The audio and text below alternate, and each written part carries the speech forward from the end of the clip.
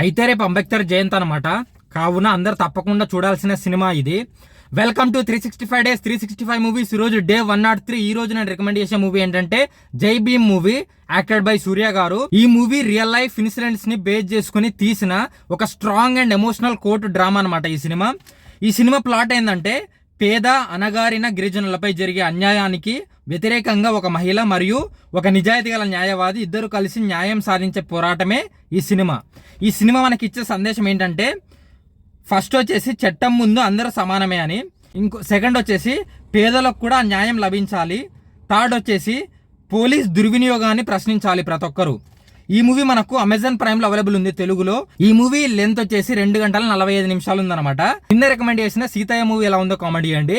రేపు మళ్ళీ మనం సరికొత్త మంచి సినిమా రికమెండేషన్ తో కలుద్దాం. అప్పటి వరకు లైక్ చేయండి, షేర్ చేయండి, సబ్స్క్రైబ్ చేయండి, బెల్ నోటిఫికేషన్ ఆన్ పెట్టుకోండి. రేపు కలుద్దాం. Thank you, bye.